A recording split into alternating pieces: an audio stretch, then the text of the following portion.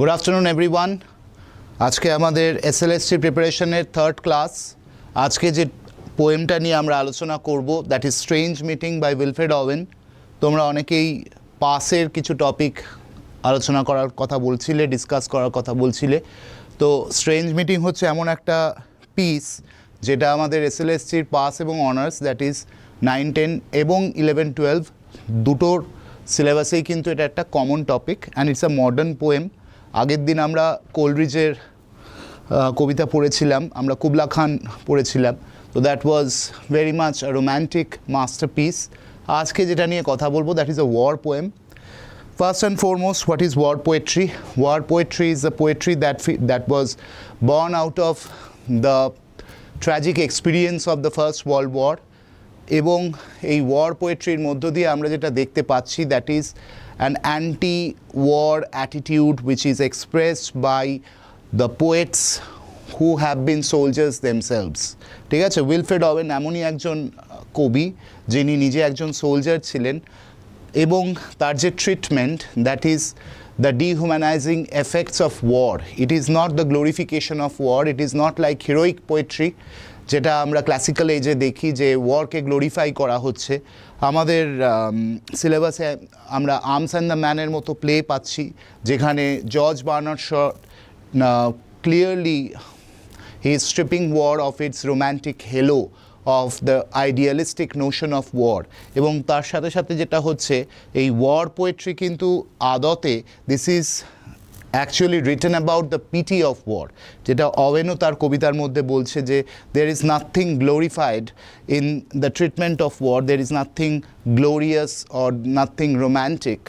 Though the young soldiers are disillusioned, they are brainwashed and they are sent to the battlefield, making them believe that war is a glorious opportunity to exercise one's commitment towards one's nation. But once they go to the battlefield, they realize that war is nothing but an organized butchery of young lives. তাহলে আমরা একটু যদি Wilfred ওয়েনের ব্যাকগ্রাউন্ডটা দেখি, strange meeting কবিতার নামকরণটা itself is very strange এবং নামকরণের মধ্যেই দেখো একটা সেন্স অফ ডাইকোটমি আছে। দের ইজ মানে যেটা বাংলায় বৈপরীত্য বলে, ঠিক আছে, এটাকে অনেকে অক্সিমোরন বলতেই পারো যে স্ট্রেঞ্জ মিটিং আবার তার আগে একটা স্ট্রেঞ্জ এপিথেট বা অ্যাডজেক্টিভ ইউজ করা হচ্ছে। তো প্রথমে একটু কবির সম্বন্ধে আমরা জানি। Who was Wilfred Owen? তার সময়কালটা দেখছো 1893 থেকে 1918, so it's a very short phase of life. ঠিক আছে, কারণ বুঝতেই পারছো যে he was himself a victim of war. The first-hand experience of war had made him realize that the only thing that he can capture by his poetry is the pity of war. There is no clear glorification of war. Rather, it is the dehumanizing effect of war, as I said, the organized butchery of war. Wilfred Edward Salter Owen was a British poet widely regarded as one of the leading poets of the First World War. Born at Shropshire, England, Owen's early poetry was influenced by romanticism. এখানে বলে রাখা ভালো যে ওয়েনের কবিতার মধ্যেও কিন্তু একটা romanticism আছে, but that romanticism is not what we associate with romantic poetry, that we associate with the glorification of war. This is not a romanticized version of war, rather this is a de-glorified version of war, but his romanticism lies in the fact that he is a believer of beauty. He is a believer of the wildest form of beauty which does not lie in sensuous eyes or braided hair. ঠিক আছে, কবিতার লাইনের মধ্যে এগুলো রয়েছে। তো তার রোম্যান্টিসিজমটা অনেকটাই কিটসিয়ান রোম্যান্টিসিজম, এটা জানা যায় তার ব্যাকগ্রাউন্ড বা তার সম্বন্ধে যখন আমরা একটু ইনডেপথ অ্যানালিসিস করছি যে he was a great admirer of John Keats and there is a certain romantic yearning in his heart. ঠিক আছে, but his experiences as a soldier, দেখো রোম্যান্টিসিজম কথাটা বলার পরই একটা কনজাংশন ইউজ করা হয়েছে that is but. So but his experiences as a soldier on the western front transformed his artistic vision.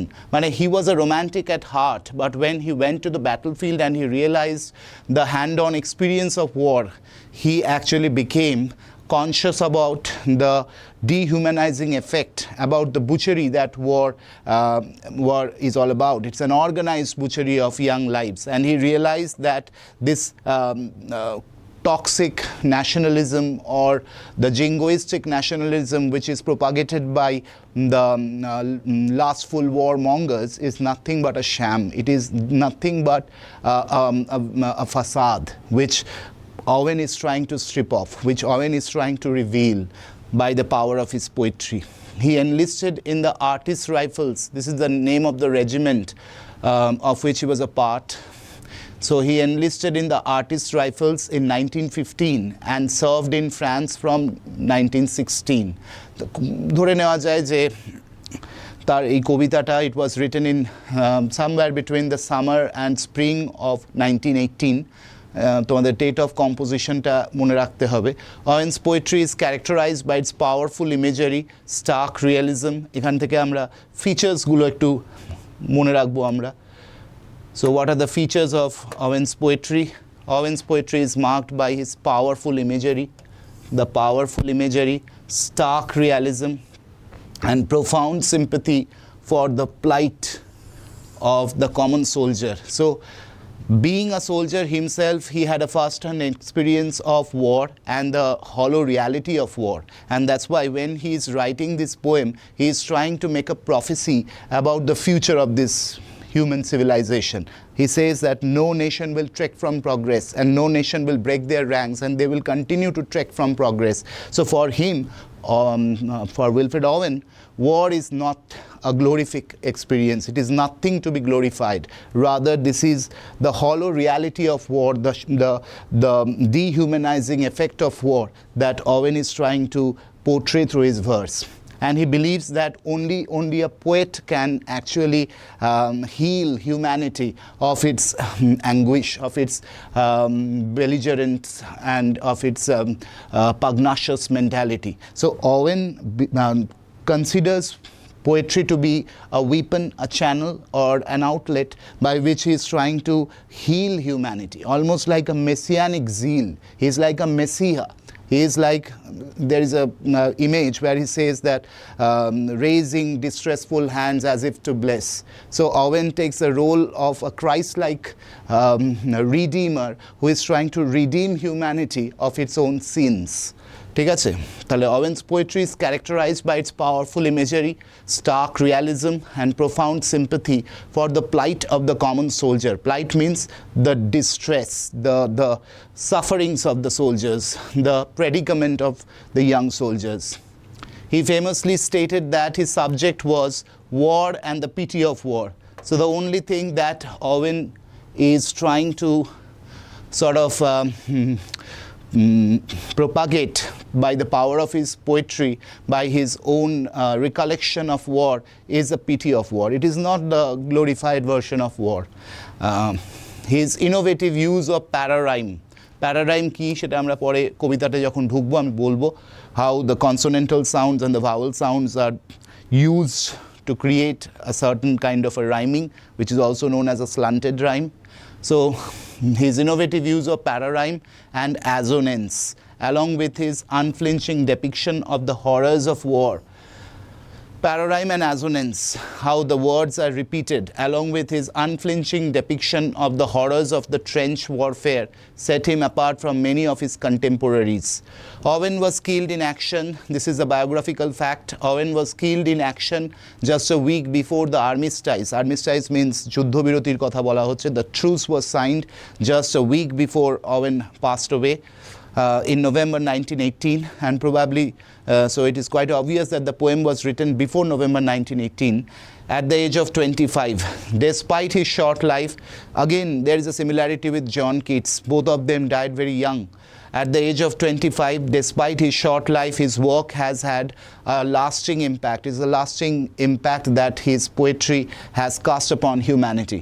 It is a testimony of modern belligerent human civilization, which is always trying to victimize the young soldiers in the name of nationalism and patriotism. the toxic patriotism. It is not any kind of true commitment towards the nation. Rather, he realizes that the lustful warmongers are victimizing the young soldiers in the name of patriotism, the toxic chauvinistic patriotism, or the jingoistic ideals of aggressive nationalism.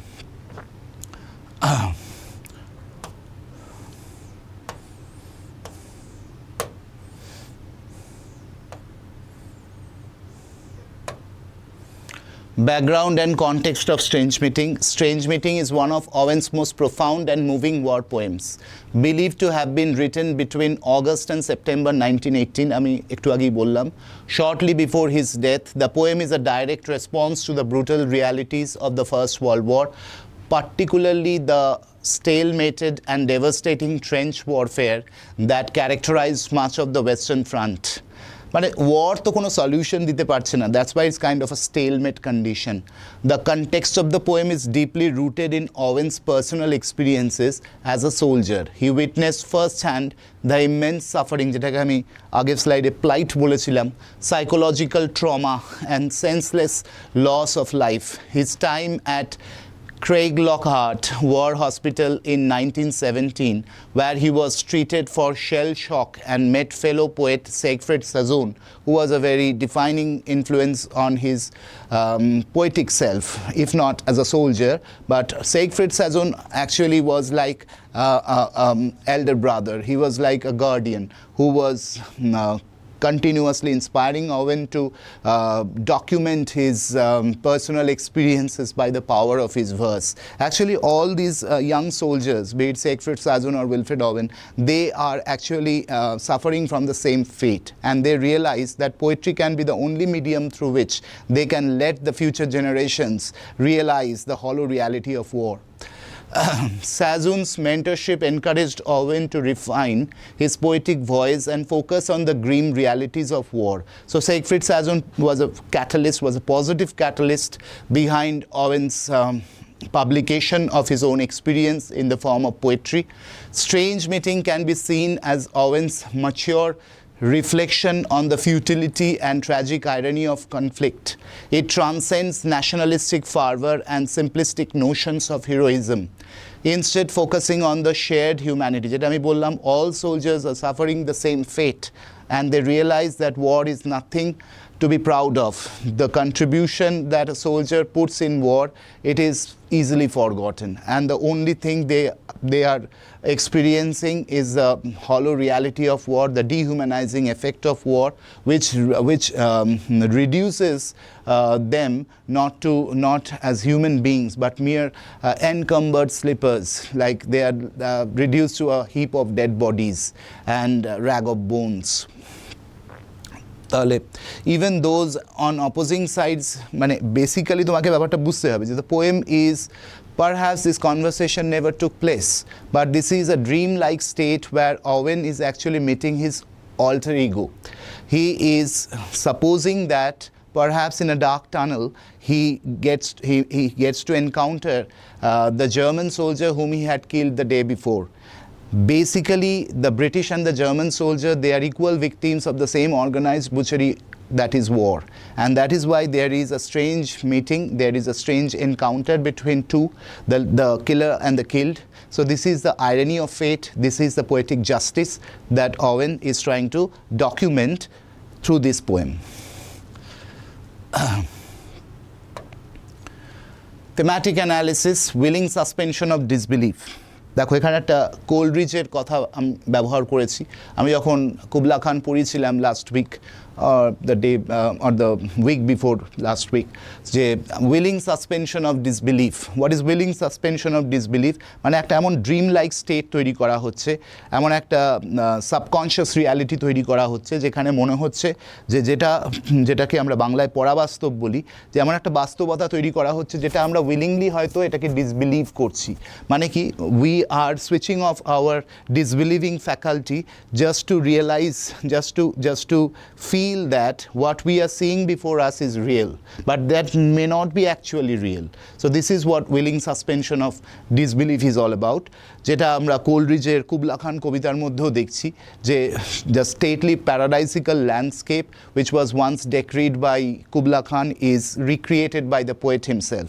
So during our reading of the poem, we are not letting our rational faculty to judge whether such a composition is realistic or not.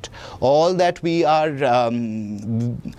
trying to fathom is the fact that this ambience is for real. So যখন আমরা এই কবিতাটা পড়ছি তখন আদতে দুজন মানুষের মধ্যে, যেখানে একজন কিলার এবং একজন কিল্ড, একজন জার্মান একজন ব্রিটিশ, সেই ডিফারেন্সেসগুলো সেই মানে আক্ষরিক অর্থে সেই মিটিংটা অনুষ্ঠিত হয়েছিল কিনা সেটা কিন্তু আমাদের কাছে ম্যাটার করে না।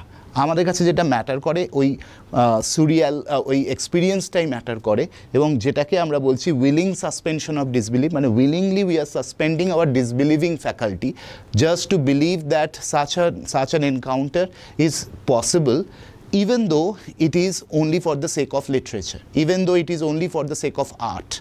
So this is a revelation of the psychological trauma that the soldiers are going through, and as a result of which even after death they are sort of bestirred by death. Eta kotha ache na je kobitar moddhe, they cannot be bestirred by death.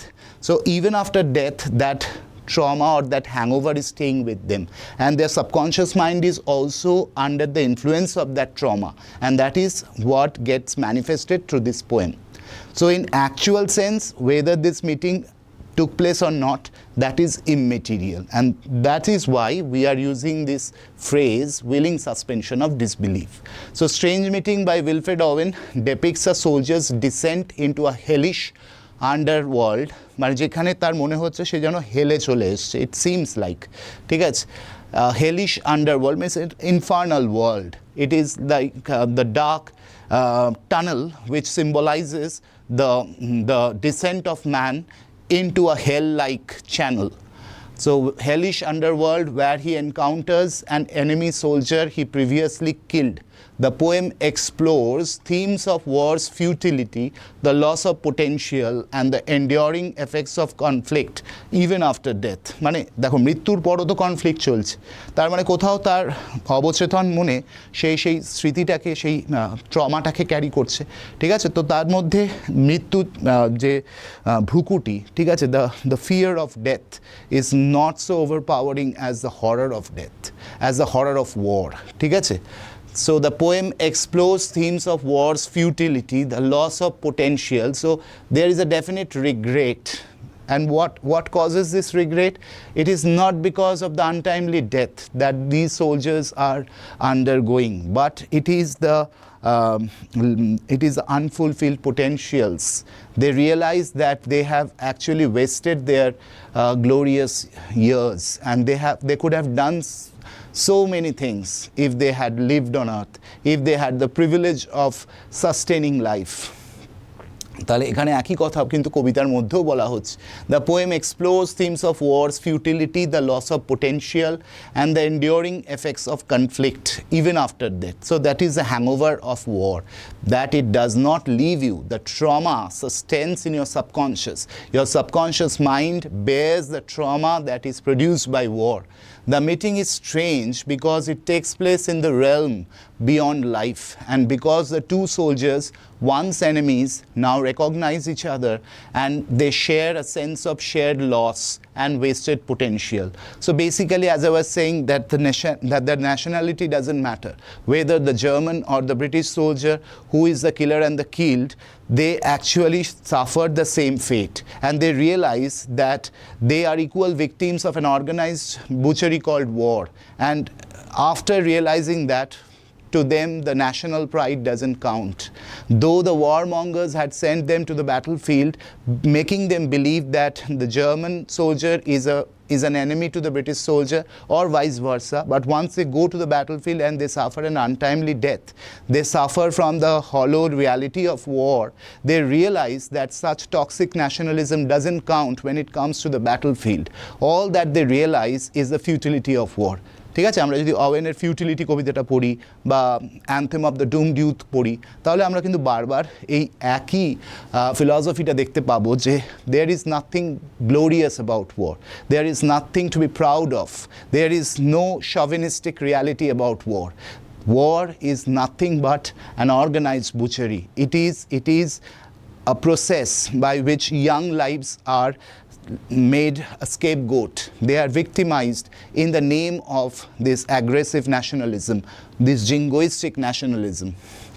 So here is a summary of the poem. Summary te jabo amra age to setting ta dekho. The poem opens with the speaker's escape from battle.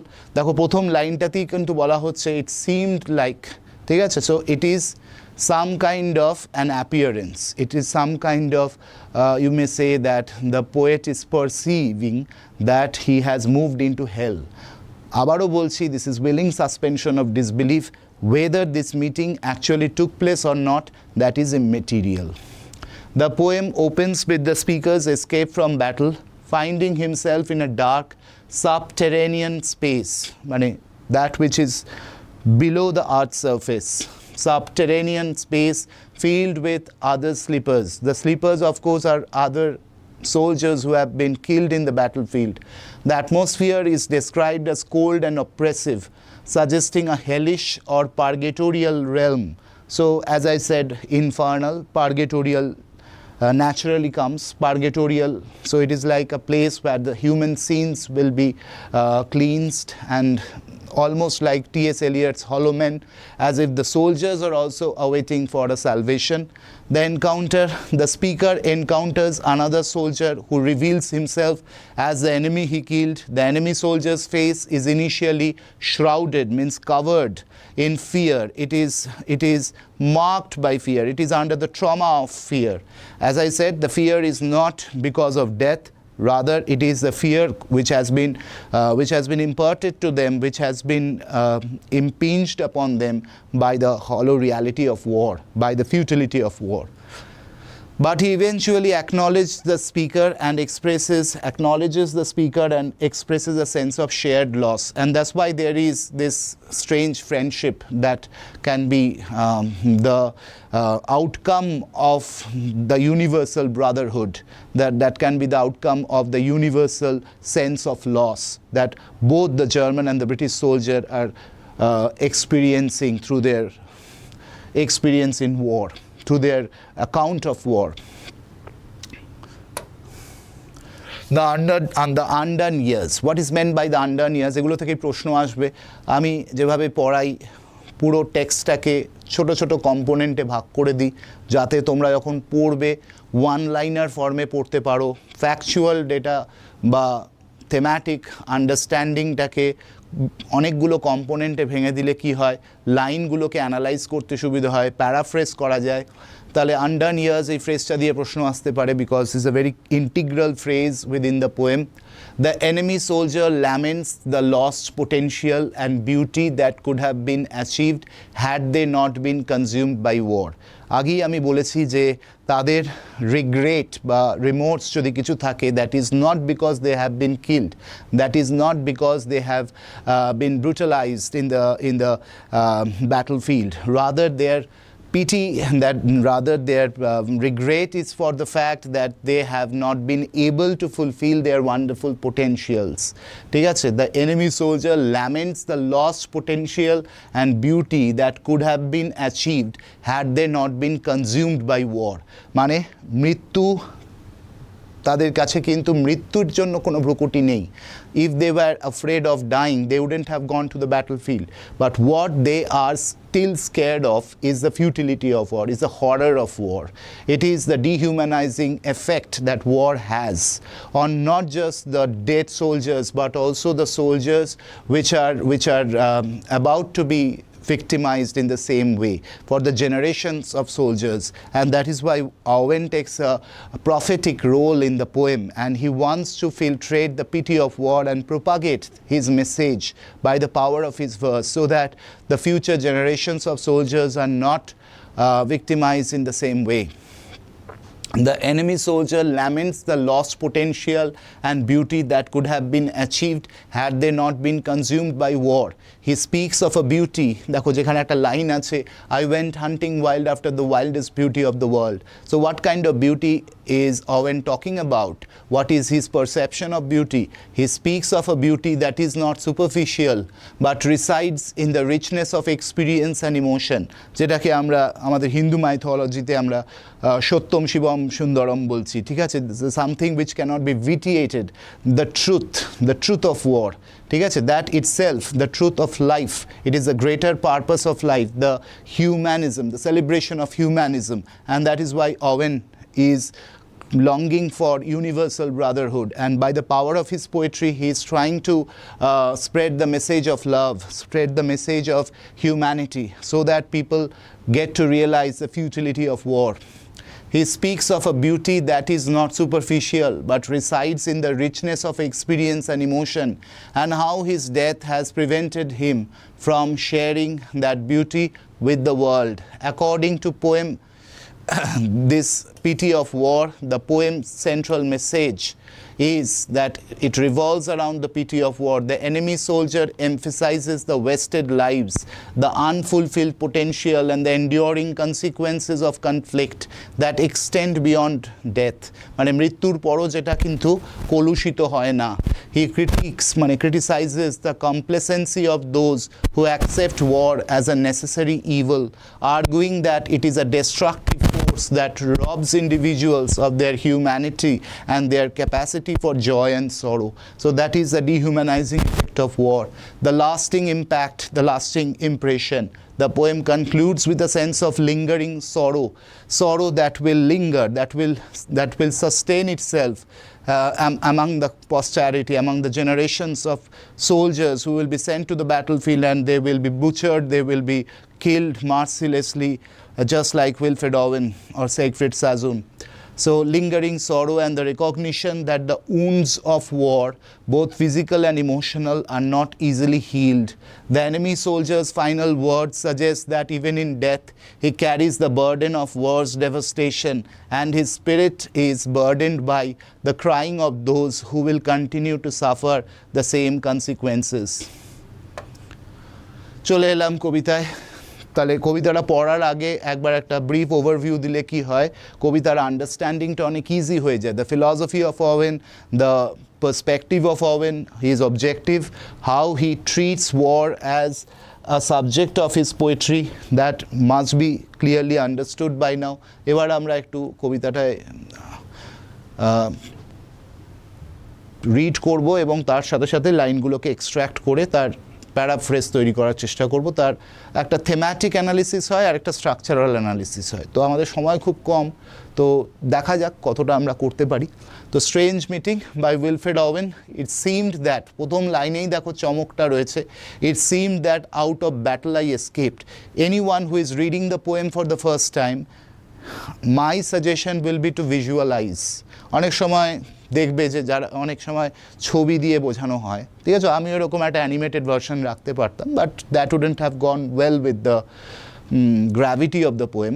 তো তোমরা একটু visualise করার চেষ্টা করো, না থাকলে সেটাকে visualise করাটা আরও আমার মনে হয় আরও বেশি পাওয়ারফুল হয়। একটা জিনিস দেখে ভিজুয়ালাইজ করালে সেটা কি হয়, একটু আর্টিফিশিয়াল হয়ে যায়। তাহলে it seem that out of battle I escaped, মানে দেখে মনে হচ্ছে, মানে তার যেন সে যেন ইম্যাজিন করছে, সে যেন ভিজুয়ালাইজ করছে যে he had sneaked out of the battlefield down some profound dull tunnel. এবার এই ডাউন কথাটার মাল্টিপল সাজেশন বা ইমপ্লিকেশনস হতে পারে, কনোটেশনস হতে পারে। ডাউন মানে কি এখানে আন্ডারওয়ার্ল্ডের কথা বলা হচ্ছে? ডাউন মানে কি এখানে কোনো হেলিশ রিয়ালিটির কথা বলা হচ্ছে? সো দেখো কবিতার মধ্যে অ্যাম্বিগুইটি থাকবেই, কিন্তু একটা জিনিস বুঝতে হবে যে তিনি মান্ডেন ওয়ার্ল্ডের কথা বলছেন না। He is talking about some kind of subterranean region where the poet is believing that perhaps it's a virtual hell where he meets the enemy soldier whom he had killed the day before, down some profound dull tunnel. Profound means deep. Here dull mane ki bolo to lifeless. Here dull mane kintu not something else, it means lifeless. In some arekta hote pare there is no light, it is a dark and profound tunnel, and that's why light does not penetrate in that infernal hollow place which is resembling death, resembling hell. Long since scooped, এখানে scooped মানে dug out, ঠিক আছে? এগুলো কিন্তু মনে রাখবে যে কোন শব্দের কি কনোটেশন হচ্ছে, এইগুলো একটু খেয়াল রাখতে হবে, ঠিক আছে? তাহলে long since scooped, this means dug. Through granites which Titanic was had groined. তাহলে আমরা প্যারারাইমের কথা বলছিলাম, দেখো গ্রয়েন্ড আছে, আবার পরের লাইনে গ্রোন্ড আছে। সো প্যারারাইম জিনিসটাই হচ্ছে এরকম যে তোমার শেষ দুটো ওয়ার্ডের ফার্স্ট নোট, লাস্ট নোট, মানে ইনিশিয়াল নোট এবং এন্ডিং নোট দুটো সেম থাকবে, এবং মাঝের যে ভাওয়েলগুলো থাকবে দেখো এখানে তার সিকোয়েন্সটা চেঞ্জ হয়ে গেছে, ঠিক আছে? This is প্যারারাইম।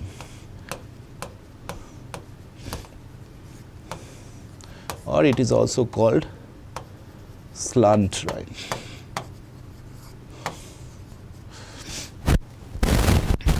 তাহলে it seemed that out of battle I escaped down some profound dull tunnel long since scooped through granites which Titanic was.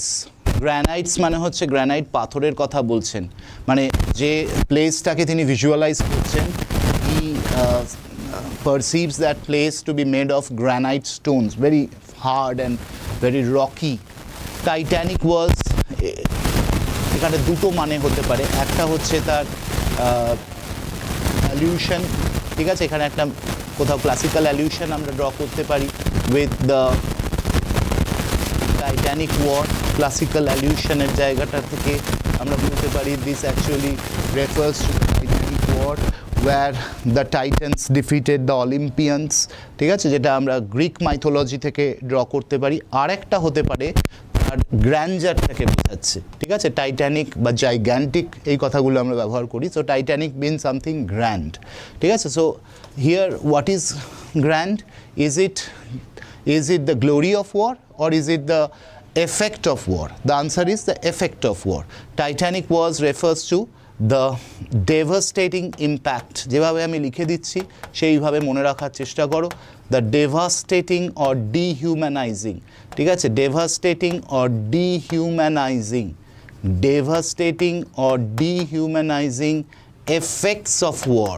তাহলে একটা হলো আমাদের ক্লাসিক্যাল অ্যালিউশন, মানে একটা মিনিং পেলাম যেটা অ্যালিউশন হিসাবে আমরা ইউজ করতে পারি, আর একটা হচ্ছে তার লিটারারি মিনিং, কারণ টাইটানিক মানে সামথিং গ্র্যান্ড, কিন্তু this is not the grandeur of war, rather this imparts the grandeur to its devastating effect, the dehumanizing effect, যেটাকে আমরা বাংলায় যখন বলি না যে ভয়ঙ্কর বাস্তবতা, তার যে একটা মানে কি বলবো, তার একটা ডেভাস্টেটিং, মানে যেটা সব কিছুকে একদম তছনছ করে দিচ্ছে। And you have to realise this is actually associated with the First World War which had such a profound impact, ঠিক আছে? That it completely changed the course of history, the course of human civilization, and that is why the Titanic refers to the devastating or dehumanizing effects of war, and it also has an allusion with classical mythology where it may refer to the war between the Titans and the Olympians. All were gods, mind it, ঠিক আছে? Olympians were 12 gods led by the Jews, yet also their encumbered slippers groaned. দেখো yet কথাটা কেন বলা হলো, কারণ তিনি যে ডার্ক টানেলটার কথা বলছেন সেখানে তো যুদ্ধের ভয়াবহতা পৌঁছায়নি, it is not blood spattered, there is no exchange of cannon balls, but still he is saying that yet also there, মানে কি সেখানেও কিন্তু মৃত্যুর যে ভ্রুকুটি সেটা কিন্তু পৌঁছে গেছে, কারণ এই যে দুটো ওয়ার্ড রয়েছে, encumbered slippers মানে the heaps of dead bodies, the heaps of dead bodies, it refers to the heaps of dead bodies.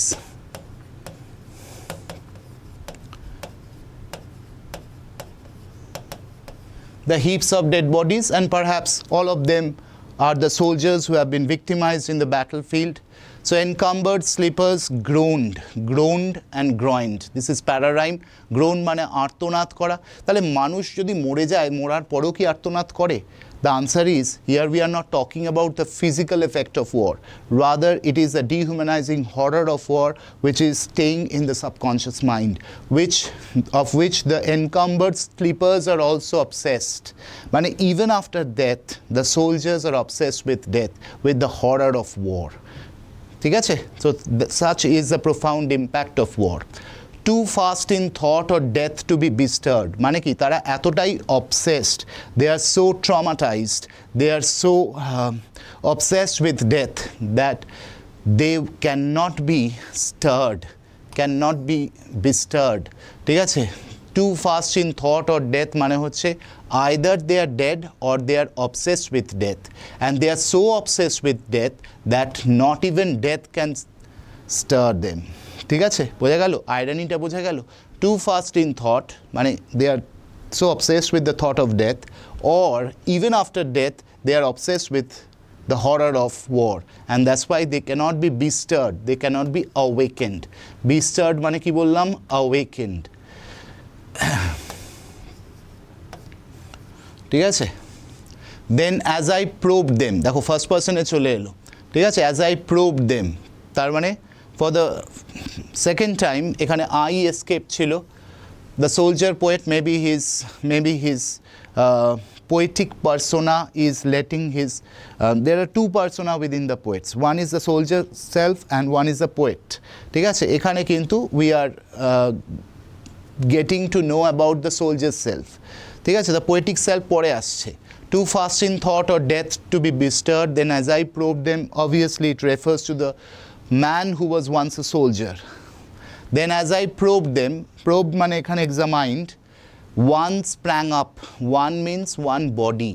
Sprang up মানে there is a sudden eruption. One suddenly erupts and stared.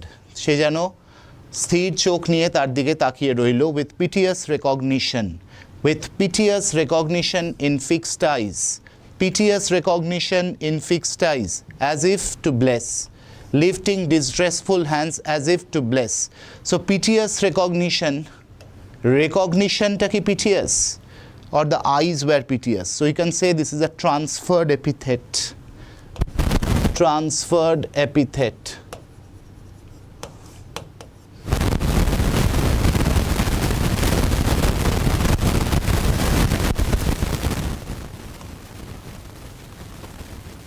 Transferred epithet.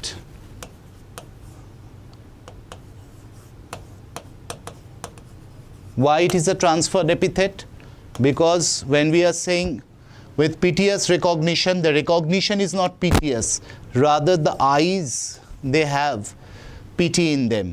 So the adjective has been placed before a word which it does not qualify. Piteous wordটা কিন্তু recognition কে qualify করছে না, eyes কে qualify করছে, because pity lies in the eyes. So the very vision of the soldier contains a sense of pity. Why is that pity? Lifting distressful hands as if to bless, Christ-like imagery. ক্রাইস্টের ক্রুসিফিকশনের কথা মনে করো, সেখানেও কিন্তু তিনি তার murderers, মানে the people who were responsible for executing him for his assassination, ঠিক আছে, he had forgiven them.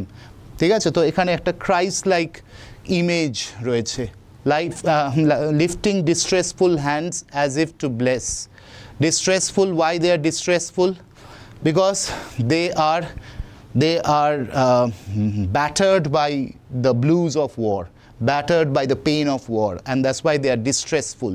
Distressful means something which is ravaged by the horrors of war, the destruction of war, the wanton destruction which have been caused by the battlefield, which have been caused by the war, and that's why the hands are loath, that's why the hands are tired, যেটা আমরা পরে তার reference পাবো। Lifting distressful hands as if to bless, এইখানটা তোমরা লিখে রাখো যারা নোট নিচ্ছ, যে it's a Christ like imagery and it is an allusion to Jesus Christ's crucifixion. ঠিক আছে, and by his smile I knew that sullen hall. By his smile, what is there to smile? Amidst the debris of death, there is nothing enjoyable. Then why is the German persona or the German soldier is smiling back at him? perhaps it is an ironic smile because of the piteous recognition. The killer and the killed, they are meeting for the first time, and that is the most dramatic moment in the entire poem. Clear? This is a climax. This is a kind of a dramatic climax where the killer and the killed are coming face to face, and not only they are coming face to face, they are staring at each other, and the killer sees a piteous recognition in the eyes of the killed. So don't you think that in itself is strange, that in itself is so dramatic that it is hard to believe that both the killer and the killed, they have come to realize that they have known each other. Though as an enemy, now they realize the futility of war, and that's why the killed, the German soldier who had been killed by the British soldier, is offering those piteous eyes as if it's a Christ-like forgiveness, and there is a sense of pity for his own killer, right? তো এইখানে একটা অসাধারণ মুহূর্ত তৈরি হচ্ছে, এটাকে visualise করো এবং এটাকে বোঝার চেষ্টা করো যে for the first time the killer and the killed, they are coming face to face and there is this recognition of pity. Okay, by his dead smile, smile তো কখনো ডেড হতে পারে না, তাই না? Smile cannot be dead, so we can say that by his dead smile actually refers it's a part for the whole. তো আমরা এটাকে সিনেকডকি বলতে পারি, ঠিক আছে? I knew we stood in hell, এখানে দেখো for the first time we বলছে, that means the poet is generalizing, the poet is empathizing with his own alter ego বলতে পারো, with the German soldier বলতে পারো। For the first time there is this first person plural number, so we stands for both the German and the British soldier, both the killer and the killed, right? both the killer and the killed। ছোট জায়গার মধ্যে অনেক কিছু লিখছি তো একটু ক্লাটার্ড লাগছে, তো একটু কথাগুলো শোনো তাহলে বুঝতে পারবে কোনটার এগেনস্টে কোনটা লিখছি। তাহলে বাই হিজ ডেড স্মাইল, এখানে পার্ট ফর দ্য হোল বললাম, স্মাইলটা ডেড নয়, the entire entity is dead. I knew we stood in hell, so this is the realisation, আমরা এটাকে এপিফ্যানিও বলতে পারি, ঠিক আছে? This is an epiphany, sudden realisation. With a thousand fears that visions face, দেখো আবার পার্ট ফর দ্য হোল হচ্ছে, visions face, তার মানে কি আই দিয়ে তাকে রেকগনাইজ করা হচ্ছে, আই দিয়ে তাকে আইডেন্টিফাই করা হচ্ছে, ঠিক আছে? So another example of synecdoche, with a thousand fears that visions face was grained, grained means what? It was marked by, ঠিক আছে? ground and grained, another pararhyme. With the thousand fears, we can say that thousand fears is a hyperbole. So war produces such a dehumanizing effect, such a shocking and a lasting impression that the fear of war, the fear which is sort of instilled within the mind, within the subconscious mind or within the psyche of the soldiers, that it is even after death it is traumatizing them. Okay, so even after death they are suffering from the hangover of war, and that's why their face is marked by, it is sort of obsessed with the thousand fears which have been produced by the war. Thousand fears is a hyperbole. That vision's face was grained, grained মানে কি বললাম? It was marked by, yet no blood reached there from the upper ground. Upper ground is always the battlefield, no blood reached there from the upper ground. So this is a place which is a sullen hall-like place, and this is not the battlefield, but it is a trauma, it is a horror of the battlefield that continues to obsess the soldiers, that continues to haunt the soldiers. Haunt should be the right word. And no guns thumped and down the flues made moan. So there was no stuttering sound of the guns, যেটা আমরা anthem of the doom due-তে পাবো, the stutters, the stutters of the triggers, ঠিক আছে? The stuttering sound of the bayonet, ঠিক আছে? No guns thumped and down the flues moan, ঠিক আছে? So it didn't reach the dark tunnel, but still the soldiers were mourning. They were mourning in pain. Strange friend, I said, here is no cause to mourn. Mourn and moan, another pararhyme. As I said, the initial note and the landing note are the same, only the vowels are altered. So, no guns thumped or down the flues made moan. But as if it filtrated, it percolated within the dark tunnel and it made the soldiers moan with pain. Strange friend, for the first time, the epithet strange is used. Title ta baad diye bolchi, is used before the friend. I said, here is no cause to mourn. So as if he's trying to console. The killer is consoling the killed. Strange friend. So such a friendship is most unlikely. And that's why he is addressing the German soldier as a strange friend. And he is trying to console him that there is nothing to mourn. None, said the other. So now there is a conversation. None, said the other, save the undone years. এখানে save মানে কি? এখানে save মানে হচ্ছে except the undone years. কবিতাটা পড়ানোর আগেই আমি বলেছিলাম যে there is no cause of regret except the unfulfilled potentials of both the German and the British soldiers. Not just the British and the German soldiers.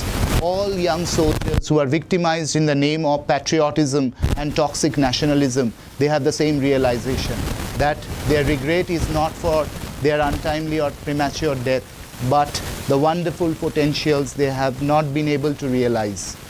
The hopelessness, whatever hope is yours was my life also.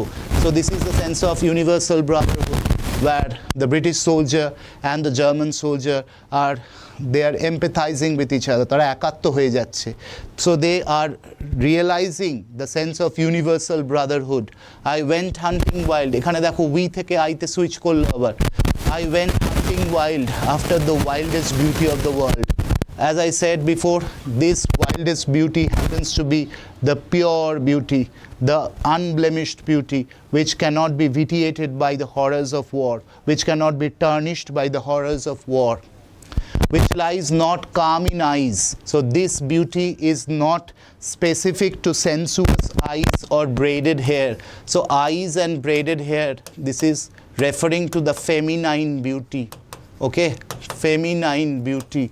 So the beauty Owen is talking about, the beauty which Owen is an admirer of, is not the feminine beauty which is transient. Rather, it is the beauty which is permanent, which cannot be tarnished by the horrors of war, the brutality of war, but mocks the steady running of the hour. So beauty which is irrespective of time, which mocks the steady running of the hour, means which can mock at the flux of time. Okay, the onslaught of time. And if it grieves richlier than here. So if there is any cause to mourn, it must be richer than what we have already lost. If it grieves, this is assonance, my friend. Grieves and grieves. ঠিক আছে, দেখো একই ওয়ার্ডকে repeat করা হচ্ছে, এগুলো note করে নাও. grieves richlier than here. So the same word has been repeated. প্রথম দেখো ফার্স্ট পার্টটায় এটা এন্ড ওয়ার্ড হচ্ছে, আবার সেকেন্ড পার্ট অফ দ্য সেন্টেন্সে এই ওয়ার্ডটা দিয়ে একটা নতুন তোমার ফ্রেজ শুরু হচ্ছে. তাহলে this is assonance. And if it grieves richlier than here. ঠিক আছে, richlier we can say richer than here. For by my glee might many men have laughed. So if I had tasted the joy, so that joy could have been spread across humanity. Many men have laughed. So this is a generalization. This is again something which the poet or the soldier poet is trying to this is a hypothetical statement, and he says that if I had lived long, then I might have brought joy to humanity. And for my glee means the joy, the unbridled joy. And by my weeping something had been left. কি অসাধারণ paradox দেখো, আগের লাইনে গ্লি এর কথা বললো, মানে জয়ের কথা বললো, হ্যাপিনেসের কথা বললো, পরের লাইনেই উইপিং এর কথা বললো. So he Sage there is a constant oscillation between joy and sorrow. just like the dark and the light, ঠিক আছে, the darkness and the light. So interplay of contrasting emotions. For by my glee might many men have laughed. Might বলছে মানে একটা সম্ভাবনার কথা বলছে, as I said it is hypothetical. And by my weeping something had been left, মানে there is some cause to mourn, some cause, there is a regret, some cause to mourn, which must die now, that means which must end now. So now is the time where Owen is trying to disclose the ultimate realization of war. I mean the truth untold. So what is the untold truth? What is the final realization? The pity of war. The pity war distilled. So despite the horrors and the brutality of war, this pity is not been vitiated by the brutality and the belligerence of war. Now men will go content with whatever we spoiled. This is the prophecy part. This is the prophetic vision of Owen. Prophetic vision. আমি already Jesus Christ's reference দিয়েছি, and এই লাইনটায় the pity of war, the pity distilled, war distilled. Now men will go content with what we spoiled. So he's making a prophecy that the victors, men will go content. Who are these men?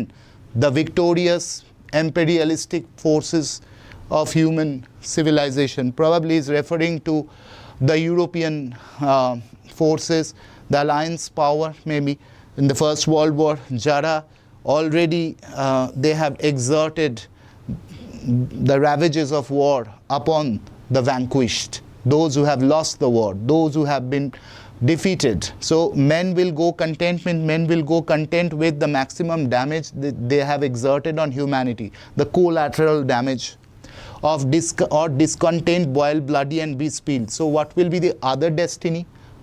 যুদ্ধে তো দুজনেই জেতে না, এক দল জেতে এক দল হারে. So the other destiny will be the discontent. So content and discontent, again contrasting emotions. This is talking about the two possible outcomes of war. Now men will go content with what we spoiled. দেখো এখানে যখন men বলছেন তখন তিনি third person plural number use করছেন, এখানে first person plural number কেন use করছেন? Because he himself is guilty of killing, right? So he is not saying that I am innocent, he is not playing the victim card, he is not saying that I was victimized. Rather, he is associating himself as one of the killers, right? So now men will go content with what we spoiled. Spoiled means destroyed, or discontent, boil bloody and be spilled. So what will be the outcome? Either one of those two forces who have been victorious in the battlefield, they will go content and they will celebrate the maximum damage they have exerted on the opposing forces. And on the other hand, those who have lost the battle, they will be boiled bloody and be spilled. That means they will be absolutely mutilated. Tara ক্ষত বিক্ষত দেহে, they will accept the reality of war. Or perhaps they will suffer from the dehumanizing effects of war if they are still alive. They will be swift with swiftness of the tigress. They মানে কি? Men বলেছেন, তারপরে they বলছেন, another third person plural number. Pronoun and plural number. They refers to the imperialistic forces. ঠিক আছে? The imperialistic forces or the colonial powers, you can say. ঠিক আছে? The imperialistic forces. Now men will go content with what we spoil. This is the prophetic vision of war. The prophetic vision of the sustenance of war, the continuation of belligerence on the surface of the earth. Now men will go content with what we spoiled, or discontent, boil bloody and be spilled. They will be swift with the swiftness of the tigress. Here swiftness means their aggression, the aggressive belligerence, aggressive belligerence, aggressive belligerence, or the toxic nationalism, you can say. Toxic nationalism, aggressive nationalism, or there is another word for it, jingoism, jingoism, right? তার মানে পৃথিবীতে একদল লোক, তারা তাদের ক্ষমতার উন্মত্ততায় they will celebrate the maximum damage they have imposed upon the suffering humanity, and they will be as swift as the tigress. ঠিক আছে, with the swiftness of the tigress is a metaphor. ঠিক আছে, they will be swift with the swiftness of the tigress. None will break ranks. No country will dissolve its army. কি বললাম? No country will dissolve its army, though nations trek from progress.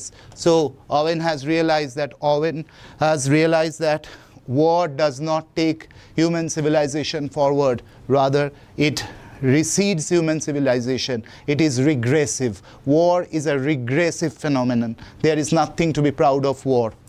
ঠিক আছে, there cannot be a clearer way of dehumanizing, or there is not a clearer way of speaking against the brutality of war.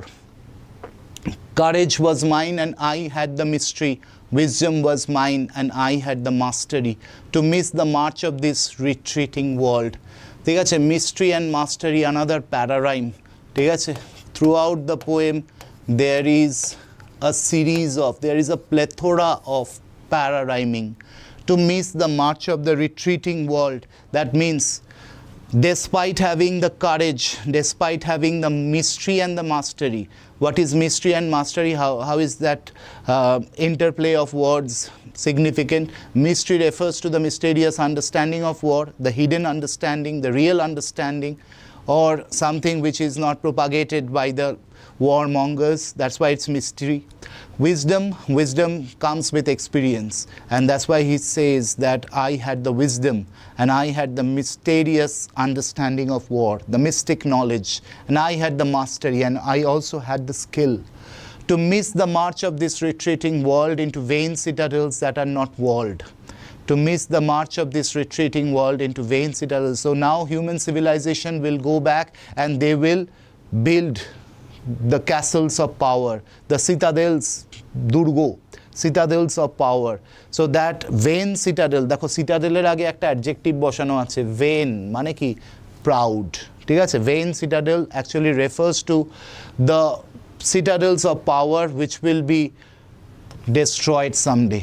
Kalen Newman, মানে he is a believer, almost like Shelley. He believes that the old order, the forces of the belligerent forces will be destroyed someday. Their citadels are not walled. Not walled means they are unprotected. Then when much blood had clogged their chariot wheels, so someday when the aggressive wheels of human civilization, the onward march of human civilization will be halted by the blood of innocence, the innocent blood of young soldiers. He will come up and he will propagate the message of love. I would go up and wash them from sweet wells, wash them. So he will cleanse the human sins. So this is the atonement of the collective sins of mankind. Atonement, prayaschitta. ঠিক আছে, even with truths that lie too deep for tent, the truth which cannot be vitiated, that cannot be polluted, contaminated, I would have poured my spirit without stint. So he would pour the spirit of humanity. He would propagate, he will spread the message of love, the message of love and humanity. Love and humanity, which will be limitless. There will be no stint. I would have poured my spirit without stint, but not through wounds, not on the cess of war. That means his message will be the message of humanity, of love, empathy and amity. He would not use the wounds of war. He would not take the same route of belligerence, of aggression, of fighting with his fellow human beings. Because that is the biggest realization of war. That is the epiphanic realization of war, that aggression, belligerence, destruction, all these negative emotions cannot produce anything. They are all futile. But it is the power of love that can conquer the love of power. That is the final realization. Foreheads of men have bled where no wounds were. So here the young soldiers with clear foreheads, they had gone to the battlefield, but war had imposed the brutality upon their foreheads. So that's why he had written the anthem of the doomed youth. I am the enemy you killed. So this is the final revelation. The final revelation.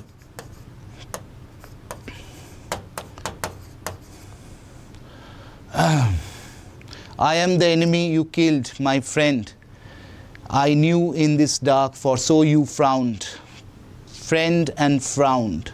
Another pararhyme. Yesterday through me as you jabbed and killed. As you killed and jabbed through me, I parried. I tried to resist. Parried means tried to resist. But my hands were loath. Loath means tired and cold. Loath and cold, death. মৃত্যু স্পর্শ কেমন হয়? শীতল হয়। তাহলে but I tried to resist as you attacked me, as you intended to jab, and as you killed me, I tried to defend. As you attacked me, I tried to defend, but my hands were loath. My hands were too tired of killing. এখানেও একটা irony আছে. Why was his hands loath? Because he was also a soldier, and maybe it is the oversaturated hands he is referring to, oversaturated with the blood of innocent soldiers. I parried, but my hands were loath, my hands were tired, and they were motionless, they were paralytic, they were paralyzed by the innocent blood of soldiers, and they were cold. Let us sleep now. So the final realization is both the killer and the killed, they have realized the hollow futility of war. They have realized that war is nothing but an organized butchery of young lives, and as a result of which there is a split within the same poet. On the one hand, he is becoming the Messiah or the prophet who is trying to cleanse humanity by atoning for the sins which have been imposed by the war. And on the other hand, he is recognizing his own enemy as a friend, and he realizes, and both of them realize, that war is nothing but a futile exercise, and that is where both are equal victims of the strange irony of fate. Okay, that's it. All the best. খুব ভালো করে কবিতাটা পড়ো, ভিডিওটা দেখো, বারবার দেখো, প্রতিটা লাইনের এক্সপ্লানেশন দেওয়া হলো, এবং নিজেদেরকে অ্যাকর্ডিংলি রেডি করো ফর দ্য আপকামিং SLST